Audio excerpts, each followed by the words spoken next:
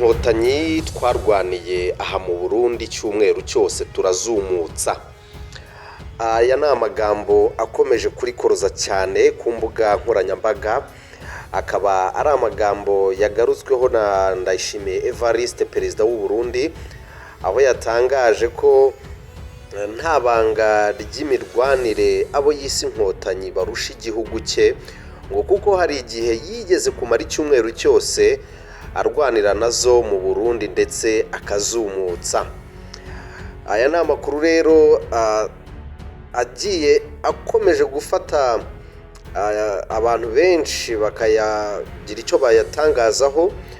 Ase kubera iki perezida w'u Burundi yatangaje aya magambo, turaza kubimenya muri iyi nkuru. Ndetse muri iyi nkuru mbafitiye nuko barinda cyangwa se umutwe wa M23 wemeje ko ufitanye imikoranire n'igihugu cy'u Rwanda.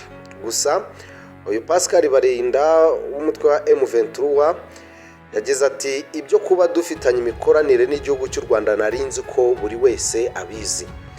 Muri aya makuru rero ndaza kukubwira ko uwari inshuti y'akadasohoka ya perezida Felix Tshisekedi yiyunze cyangwa se yagiye gufatikanya n'umutwe w'inyeshyamba wa M23 mu Burundi, kandi bikomeje kuba birebire cyane mu ngabo z'u Burundi zifite pasiporo, aho General Prime yahaye abasirikare b'u Burundi batunze pasiporo nyirantarengwa yo kuba bazitanze. Muri aya makuru kandi ndaza kukubwira ko muri Rubaya, aha ni muri Masisi, muri teritwari ya Masisi, abantu babarirwa muri magana bapfiriye mu kirombe gicukurwamo amabuye y'agaciro cya Rubaya giherereye muri teritwari ya Masisi nyuma yo kugwirwa n'inkangu zatewe n'imvura. Ayo se rero ni amakuru tugiye kubagezaho mu buryo burambuye.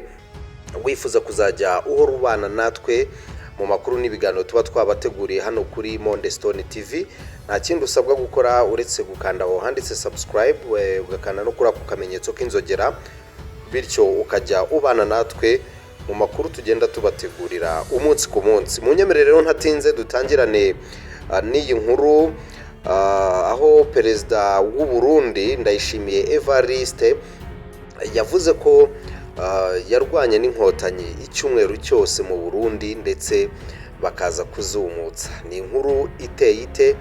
Byavuye he? Bishingiye kuki? Reka tubyinjiremo mu buryo burambuye. Ndayishimiye yabivuze mu cyumweru gishize ubwo yari ari mu masengesho yari yateguwe n'ishyaka rye CNDD-FDD, aho yavuze ko yarwaniye n'inkotanyi ahitwa Imuruta mbere y'uko ngo zambuka zikajya muri Repubulika Iharanira Demokarasi ya Kongo. Mu magambo ye yagize ati murabona aha bavuga ngo inkotanyi twararwanye mu Burundi, aha inkotanyi twararwanye mbere y'uko bajya muri Kongo, twarwaniye hariya Imuruta twarwanye icyumweru cyose. Bangana iki se? Nibo bahise bajya muri Kongo kuko bambukiye hariya Igihanga, aho twarwanye icyumweru cyose. Bwana Ndayishimiye kandi ntiyigeze avuga igihe nyacyo iyi mirwano yabereye, gusa yavuze ko byabaye ku butegetsi bwa Major Pierre Buyoya wari witabaje inkotanyi ngo zimufashe guhangana n'inyeshyamba za CNDD-FDD zari mu ntambara n'ingabo za kera z'u Burundi FAB. Amakuru avuga ko nyuma y'uko RPF inkotanyi yari imaze guhagarika jenoside yakorewe abatutsi mu Rwanda mu mwaka w'1994, interahamwe zakoraga jenoside ndetse n'ingabo za Exfar zari zimaze gutsindwa urugamba, zahise zihungira muri Zaire mbere yo gutangira gukorana na CNDD-FDD yatangiye kurwana na leta yari iyobowe na Sylvestre Ntibantunganya waje guhirikwa ku butegetsi na Buyoya mu mwaka w'1995. Bivugwa ko imikoranire y'interahamwe na Exfar ndetse na CNDD-FDD yatumye RPF inkotanyi ifata icyemezo cyo guha ubufasha igisirikare cy'u Burundi mu rwego rwo kwivuna iriya mitwe.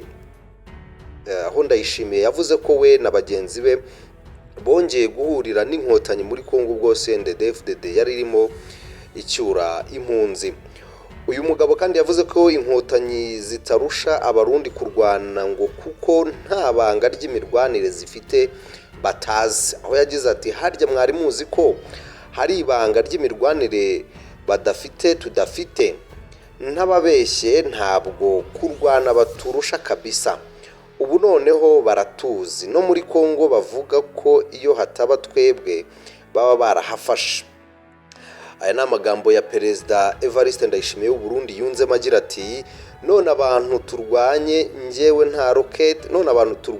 nta rokete cyangwa moritse mfite tukabumutsa, uyu munsi dufite ibikoresho bikwiye, dufite n'ubusugire, urumva badukanga sha nibaze barebe. Ndayishimiye aravuga ko yarwaniye n'inkotanyi mu Burundi akazitsinda, mu gihe amakuru avuga ko CNDD-FDD yafashe igihugu biciye mu masezerano ya Arusha nyuma yo kunanirwa gufata agace na kamwe mu myaka yose yamaze arwana na leta. Ni mu gihe kandi ku rundi ruhande General Prime wo mu ngabo z'u Burundi yahaye abasirikare b'u Burundi batunze pasiporo nyirantarengwa yo kuba bazitanze. Uyu ni umugaba mukuru w'ingabo z'u Burundi General Prime Niyongabo yahaye abasirikare b'iki gihugu batunze za pasiporo zisanzwe itariki ya 10 Gashyantare nk'itariki ntarengwa yo kuba bamaze kuzishyikiriza igisirikare. Bikubiye mu rwandiko uyu generali aherutse kohereza abayobozi bose mu ngabo mbere yo kumenyesha abasirikare ubutumwa bwari bukubiye muri uru rwandiko. General Prime Niyongabo yamenyesheje abasirikare ko nta wemerewe gutunga passport isanzwe cyangwa se passport ordinaire, aho yavuze kandi ko passport abasirikare bemerewe gutunga ari iz'akazi, passport de service, bahabwa iyo boherejwe mu butumwa hanze y'igihugu bataha bakazisubiza.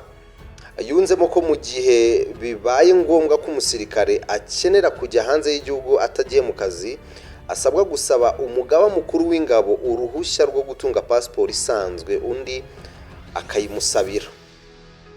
General Prime Niyongabo yategetse umusirikare wese utunze passport ordinaire cyangwa urundi rupapuro rumufasha kurenga imipaka y'u Burundi ko yaba yamaze kubitanga mu biro bikuru by'igisirikare bitarenze ku itariki 10 Gashyantare. Yavuze ko utazabikora azahanwa.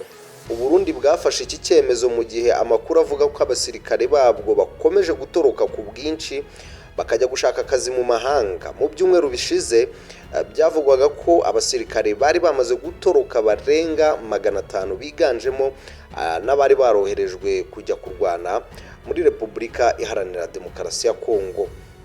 Ku rundi ruhande rero uwari inshuti ya Perezida Felix Tshisekedi akaba yariyunze ku mutwe wa M23. Ni amakuru aturuka muri Repubulika Iharanira Demokarasi ya Kongo, aravuga ko umwe mu banyepolitike bo mu rwego rwo hejuru wabaye hafi ya Perezida Felix Tshisekedi yageze mu mujyi wa Goma, aho ndetse amakuru yakomeje gukwirakwira ku mbuga nkoranyambaga ndetse no mu bitangazamakuru bitandukanye, nubwo kugeza ubu nta tangazo ryemewe ryigeze ritangazwa n'uwavuzwe cyangwa n'inzego bireba, aho yakomeje gukurura impaka n'isesengura rikomeye mu banyepolitike ndetse no mu baturage. Amakuru akomeje kuvugwa avuga ko umunyepolitike wo ku rwego rwo hejuru wari mu bantu begereye Perezida Felix Tshisekedi cyane yaba yarafashe icyemezo cyo kwiyunga ku ihuriro AFC M23 rimaze igihe riri mu ntambara n'ubutegetsi bwa leta ya Kongo, kuba yarabarirwaga mu banyepolitike bafite ijambo rikomeye mu ruhando rwa politike, byatumye iyo nkuru ihita ikurura amatsiko menshi. Nubwo mu ntangiriro amazina ye atigeze atangazwa ku mugaragaro, amakuru yakomeje kugenda asohoka yaje kugaragaza ko uwavugwaga ari Claude Iblanke. Aya makuru akavuga ko ubu abarizwa mu mujyi wa Goma, aho bivuga ko ategereje gutangazwa ku mugaragaro na AFC M23 nk'umwe mu bayobozi cyangwa abafatanyabikorwa babo. Claude Blanqui akomoka mu ntara ya Bandundu, agace kazwiho kugira uruhare rukomeye mu mateka ya politiki ya Kongo. Kuba aya makuru kandi yaratangajwe n'abantu batavuga rumwe na AFC M23 byatumye arushaho gukurura impaka mu bice bitandukanye bya politike y'igihugu. Uyu munyepolitike azwi cyane mu ruhando rwa politike ya Kongo, akaba ari na perezida w'ishyaka Rivière Populaire, rimwe mu mashyaka yagize uruhare rugaragara mu mikorere ya politike y'igihugu mu myaka ishize. Iryo shyaka kandi ryaje kwinjira mu ihuriro ry'amashyaka yashyigikiye perezida Felix Tshisekedi rizwi nka Union Sacrée, ryabaye inkingi ya mwamba y'ubutegetsi bwe nyuma yo gufata ubutegetsi. Iri shyaka kandi rikaba rifite umwanya ugaragara muri guverinoma ya Kongo kuko rifitemo minisitiri. Ibi byatumye Claude Blanqui afatwa nk'umwe mu banyepolitike bafite ijambo n'icyizere mu buyobozi buriho. Ni muri urwo rwego amakuru avuga ko yaba yaritandukanyije n'ubutegetsi bwa Kinshasa akiyunga ku ruhande rurwanya leta. Yakiriwe n'abantu benshi ndetse banatunguwe.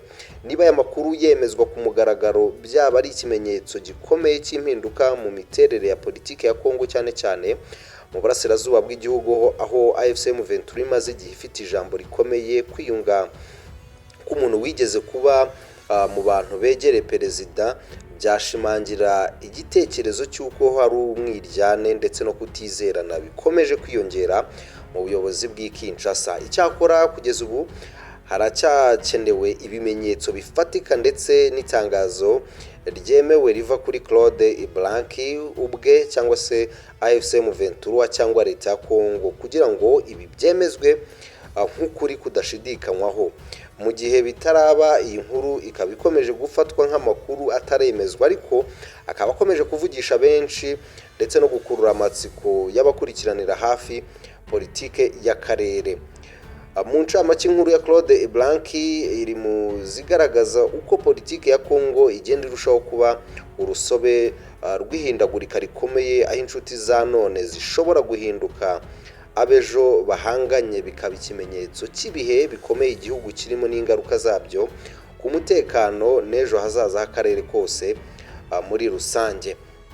Ku rundi ruhande rero, muri Rubaya abantu babarirwa muri magana bapfiriye mu kirombe gicukurwamo amabuye y'agaciro cya Rubaya giherereye muri teritwari ya Masisi nyuma yo kugwirwa n'inkangu zatewe n'imvura. Umwe mu bacukuzi witwa Franco Bolingo yabwiye African News ko imvura yaguye ikurikirwa n'inkangu hanyuma zigwira abantu hano, bamwe zarabatabye abandi bapfira mu bidendezi, abenshi baracyari mu butaka. Umuvugizi wa guverineri wa Kivu y'Amajyaruguru wo ku ruhande rwa AFC M23 igenzura kariya gace, Lumumba Kambele Mayisa, yavuze ko abapfuye barimo abacukuzi, abana n'abagore bacuruzaga mu isoko. Amakuru yibanze kandi avuga ko abishwe na kiriya kirombe ababarirwa muri 200 gusa. Andi makuru akavuga ko abapfuye bagera kuri 500. Muyisa yavuze ko hari abantu babarirwa muri 20 bakomeretse ubwo kiriya kiza cyabaga kuwa gatanu. Kuri ubu bakaba bari kuvurirwa mu mavuriro yo muri kariya gace, mu gihe abandi bagomba koherezwa mu mujyi wa Goma igitaraganya. Kuri ubu mu gihe ibikorwa byo gushaka abagwiriye n'umusozi bigikomeje, abayobozi bavuga ko biteze ko umubare wabo bimaze kumenyekana ko bapfuye ushobora kwiyongera. Nyuma y'iriya mpanuka rero, guverineri wa Kivu y'Amajyepfo Bahati Mwasanga yahise ahagarika ibikorwa by'ubucukuzi bwa gakondo byakorerwaga muri kiriya kirombe. Ikirombe cya Rubaya iriya mpanuka yabereyemo gisanzwe gicukurwamo na 15% by'amabuye y'agaciro yo mu bwoko bwa Coltan aboneka ku isi yose. Ni amabuye asanzwe avamo ibyuma bikomeye byifashishwa mu gukora za telefone zigezweho, mudasobwa ndetse na moteri z'indege. Mu mwaka wa 2024 nibwo AFC M23 yigaruriye kariya gace nyuma yo kukirukana mu ihuriro ry'ingabo za leta ya Repubulika Iharanira Demokarasi ya Kongo FARDC. Ni mu gihe kandi ku rundi ruhande umutwe wa AFC M23 wemeje ko imikoranire u Rwanda ruheruka kuvuga ko rufitanye nawo mu by'umutekano uriho ndetse ko impande zombi zikorana ku manywa y'ihangu. Byemejwe n'umuvugizi wungirije w'uyu mutwe Dr Oscar Barinda mu kiganiro yahaye itangazamakuru ni nyuma y'uko mu cyumweru gishize ambasaderi w'u Rwanda muri Leta Zunze Ubumwe za Amerika Matilda Mukantabana yemeje ko u Rwanda ndetse na AFC M23 bakorana mu by'umutekano bijyanye no kuba impande zombi zihuriye ku nyungu yo kurinda abatutsi bamaze igihe bibasirwa n'umutwe wa FDLR n'indi mitwe y'iterabwoba ndetse y'intagondwa ishyigikiwe n'igisirikare cya Kongo. Dr Barinda kandi yagaragaje ko ifatwa rya General de Brigade Gakwerere Jean Baptiste wari umunyamabanga wa FDLR u Rwanda rwashyikirijwe na M23 muri Werurwe mu mwaka ushize ari umwe mu misaruro ubwo bufatanye bumaze kugeraho. Aho yagize ati ibyo bintu narinzi ko buri wese abizi, none se iyo dufashe General Gakwerere tukamuha igihugu cy'u Rwanda ubwo nituba dukorana? Njyewe ubwanjye ni njyewe wamuherekeje hariya ku mupaka, byabaye se rwihishwa? Ntibyari ku manywa y'ihangu? Imikoranire rero irahari kubera ko turahiga FDLR hano, iyo tuzifashe tuziha igihugu cy'u Rwanda tuba twavuganye tuti abantu banyu bari aha ngaha twabafasha, mube hafi tubabashyikirize. Ibyo bikorwa bigakorwa ku manywa y'ihangu. Dr Barinda kandi yashimangiye ko nta gitangaje mu byo ambasaderi Mukantabana yavuze kuko imikoranire isanzwe ihari. Yatanze kandi urugero rw'urujya n'uruza rw'abantu rukunze kugaragara ku mipaka ihuza u Rwanda na Kongo, avuga ko rudashobora kubaho impande zombi zidakorana. Aho yunzemo agira ati rero yabivuze neza ubwo yavugaga amagambo cyangwa se ibyo Mukantabana aheruka gutangariza muri Leta Zunze Ubumwe za Amerika. Yabisobanuye neza agira ati AFC M23 turafatanya mu rwego rwo kugarura umutekano, ni ukuri kandi birazwi, ntabwo bikorwa rwihishwa, bikorwa ku manywa y'ihangu. General Gakwerere yagiye ameze gutya yamanitse amaboko bamusaka, twese ntitwari duhari se? Barinda kandi yavuze ko usibye u Rwanda AFC M23 inavugana na Uganda umunsi ku wundi kuko bitashoboka ko waturana n'umuntu ngo mureke kuvugana. Yunzemo ko bishimira kuba bafitanye umuturanyi mwiza nk'u Rwanda, aho yagize ati niba u Rwanda ruvuga ko rwashyizeho uburyo bw'ubwirinzi ku mipaka yarwo, twebwe umwanzi tumurasa noneho turebe imbere gusa, nyuma nta kibazo na kimwe dufite. Barinda yunzemo ko kandi nka AFC M23 bashyigikiye mu bikorwa amasezerano y'amahoro u Rwanda rwasinyanye na Kongo ndetse atari bo bazabona ingingo ziyakubiyemo nk'iyo gusenya umutwe wa FDLR zishyizwe mu bikorwa. Ngayo nguko rero aya ni amakuru akomeje kugenda aturuka muri Repubulika Iharanira Demokarasi ya Kongo. Ni amakuru tugenda tubagezaho umunsi ku munsi. Wifuza kuzajya uhora ubana natwe rero nta kindi usabwa uretse gukanda aho handitse subscribe ndetse ugakanda no kuri ako kamenyetso k'inzogera. Ibyo bizajya bigufasha kuba waba mu ba mbere mu kubona amakuru ndetse n'ibiganiro tugenda tubategurira umunsi ku munsi.